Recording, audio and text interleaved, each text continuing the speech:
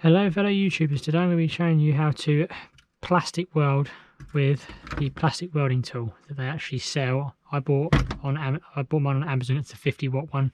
Don't know what the 100-watt difference and so on. It probably gets hotter and so on. It might be more an industrial size. But this one's a cheap one that I bought on Amazon for £25. So let's give this a go. I did notice a spelling error on the container. I don't know if you can see there. Plastic wedding gun. Yeah, they did spell it right on the gun. So here we go. I know you can see my phone there, but that's just to make sure you can see what I'm doing. It's more of my interest purpose. Right now, I'm going to point out a key that if you're on your own and you're doing the job on your own, like I am doing this video on my own, then I'm going to show you a bit of an idea that I thought of quickly while doing this. I don't know if anyone's ever thought of this. Right, so I have plugged everything in. So I've got a hot glue gun here, and I've got the staple gun, the plastic welding gun there. Right, and I call it staple gun. Right, so here we are. This has been on for about a minute, so not long. But what I'm going to do is, if you're on your own and you can't have anyone to hold this plastic piece together like so, then I'm going to get that hot glue gun and tack it into place, shall I say. Now I'm going to do the back of this piece. This is only a testing piece. This is something that I have a bit of plastic on a bumper off a scrap car a while ago that I just took off. Right, this is just a practice run. I haven't done many of this myself. So what I'm going to do is, if you're on your own, say you can't hold it on a flat surface, it's got a curve in it or something complicated, you can easily just simply hold it there and get a bit of glue. Still quite fiddly in it, but get a bit of glue. Or you could actually, then I'm trying to hold it in place, get a bit of glue there, smidge a bit on, and smack it in place. There we go. So that's just a temporary. Now I'd recommend hot glue, because hot glue is actually really easy to clean, I find, rather than that's actually not holding, rather than your other glues, like your one where you have the what's it called, separate cans, where you have like a hardener as such and you have the glue itself, because of the pure fact that other glues will just make a mess, or super glue for example, they will just make a mess. You could just tape it in place, but sometimes tape might get in your way. But anyway, so that's my quick key to this. Right, so now I've got that glue there in place. I'm going to grab set that out of the way. I'm going to grab my my staple gun. I keep calling it a staple gun. Welding gun. Plastic weld gun. And I'm going to stick that simply in there like so. So I've got no more resistance in there. That's that. Okay, so now what I'm going to do, brush that glue off right now. People said, now I was watching this a lot myself, because I've got to do a bit of practice before I do an actual repair. People said that you go in and twist a fraction. So if you start gluing and then twist it in a bit, it gives better grip, which makes sense, because it's basically layers into the bumper, so into the plastic panel. Now the reason I'm going for the back of the panel is because it'll just look nicer, surely, I thought, if you go for the back of the panel rather than the front, because yes, you're still going to sand it down and filler it and so on, and paint it and make it obviously not visible and make it look like nothing's happened to it, but the back would just be easier because of the pure fact you don't have to worry about that too much. But so that is the reason why I'm going for the back. I can do the front as well if you want. So here we go. I'm gonna give it a go. So I'm gonna pull the trigger now. It's sinking in. You're quite deep, because it's quite a thick bit of plastic, this. Now I did turn anti-clockwise. There you go. So that does hold quite nicely. So far so good. I didn't turn it anti-clockwise that much. Sorry, clockwise that much. But either way, it doesn't matter which way you turn it, as long as you turn it. But because I can see what they mean, it just becomes, if you just go straight in, it basically means there's nothing to grab as such. So let's do it again. You can go like that. Don't see why I'm not doing that, but I'll do it for this, like this, for all intensive all purposes. But so going again, the light comes on. It's quite a nifty little tool for See, there you go. Now, oh, that one didn't quite go. Let's put that to one side. It's going to be hot, so I'm not going to touch that because that will most likely burn my fingers. So put that back in. I think I pulled it out too soon because obviously you got to remember, you've got to hold it in place because you're basically melting plastic. That was my user error. I kind of just pulled it right out. So here we go. Let's go again. So right, let go of the trigger. Let it cool down. So plastic goes hard when it dries. There we go. Did I go through? No. This is quite a thick bit of plastic, as you can see. It's about 3 or 4 mil thick. So it's quite thick. But you can see there where I've gone down with this tab. You can see it melted into it, but hopefully it's strong enough. But yeah, we'll test it in a minute and we'll try and pry it apart. What I'm going to do is grab some more staples. You get 50 of each, I think it is, in this set, which is kind of good. For 25 quid, I mean, you can't go wrong, personally. I mean, it's certainly strong enough and so on. Right, so here we go. Let's do this again. To go in there like so.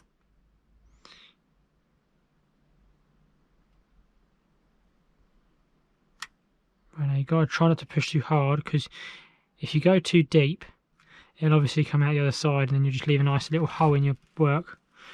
But yeah, so there you go. There's another one, another perfectly good weld. Now it does look quite tough.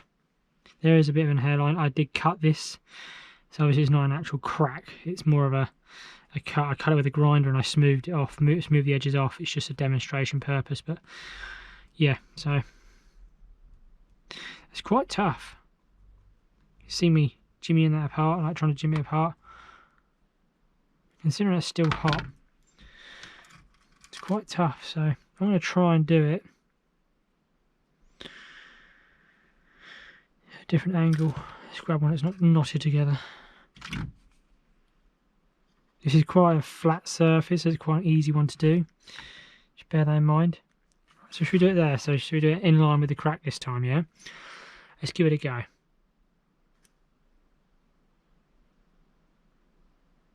I'm going to go anti-clockwise this time because... yeah, the reason why I went anti-clockwise is because if I went clockwise then that would jump off onto that side, so it wouldn't actually be attached to anything. So there we go. That is it. That is how you plastic weld. It's really simple. Just got to make sure you have that twist and then wait for it to cool down and then pull it out. If you pull it out like I did the second go, then it will just come out the plastic, understandably, because it's soft and melted plastic it's not going to hold, is it? So that's that. And then the next stage is to sand it back, cut these off, so you can cut these all off. I'll grab my side cutters. It did come with side cutters. It came with the side cutters and a knife. It's a bit of a mess in here because I've got a ranger in piece at the minute. Side cutters and it came with side cutters and a knife and other little bits and bobs. But yeah, you could just use a die grinder or a grinder and just flatten it down, or use a sander. And then there we go. It was a glue. Glue's still. So yeah, that is my first plastic weld, and my personal opinion to this is actually it's a really good tool. It's going to save me a lot of money. I'm repairing a bike, my motorbike fairing at the minute, but I'm only going to do a temporary repair and then buy a new one at a later stage because I'm really fussy with it. I dropped my fire blade basically. It was a bit of an oopsie and it's done a lot of damage to the rear fairing. It's cracked it, so I'm going to repair it and then I'm going to spray it and everything, make it look good. And then yeah, I'm going to leave it at that for a while, and then buy a new phone at a later date when I can more afford it, should I say. But yeah, so that is why I'm doing this practice run as well, because I know how easy it is. Obviously my bike frame will be a bit thinner, some plastics will be thinner, so you have to be careful not to go all the way through, otherwise yeah, it's not going to be much good. So yeah, you get basically with this kit, £25 Amazon kit, you get all these staples. They're all different purposes. One's straight, one's bent, one's, yeah, So they're all different purposes. You get this little cool little kit. It's quite nicely set out, and then so you got to put them tabs in there, and then you get side cutters, little baby side cutters there, and a knife. So yeah, it's pretty well thought out. It's just their spelling's not that great. But yeah, other than that, I'm quite impressed with it. I mean, it's held. Obviously, I could put a few more in it if this was going to be a legit part. I would put a piece in there, and should I do it for you now? I'll just put it all back. Oh, no, I haven't got one here. So yeah, should I do it for you now? Let's do it. So what I'll do is I'll do that one there.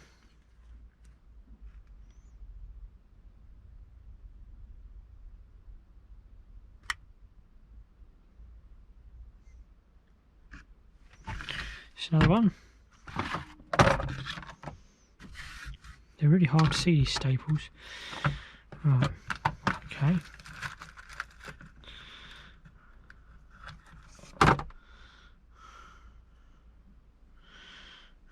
So, let's try it again.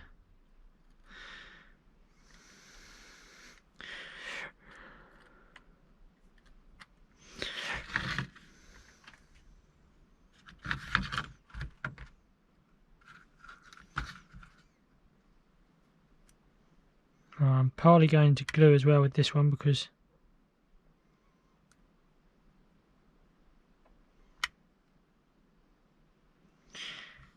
it's where I glued it and tacked it in place, so it's melted the glue. I went quite deep with that, but there you go. That's really strong. That's actually quite rigid. And the thing is, it won't flex the same as it used to because it's metal rather than plastic, which is quite bendable and flexible. But yeah, so you could even, if you really wanted to and you had a broken clip, you could probably even put a metal piece in there, so it keeps it round. Yeah, I'm not going to bother with that. So yeah, that is my first plastic weld. I'm quite impressed with it. It's quite strong. So yeah, 5-star for the tool, most definitely. And then yeah, so I better unplug it all because it's a hot day today as well. So all these hot little tools going around.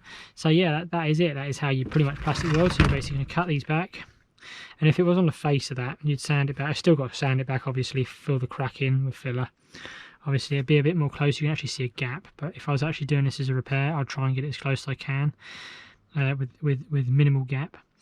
But yeah, you'd fill it in, sand it back, and then 80 grit and then 120 grit, sand it all down, and then wet and dry it by 800, and then I'd do probably 2000, and then, or 1500, and then I'd primer it. So if you've got the shape there, I'd primer it and spray it, and then lacquer it. So yeah, that is it. That is how you plastic weld, and then you wouldn't be able to see that if you did all that, but yeah, that is how you plastic weld. And yeah, I hope you found this video helpful, and hope it gives you an insight on how good this tool is. So many thanks for watching, and hope you enjoyed the video and hope it helped you out.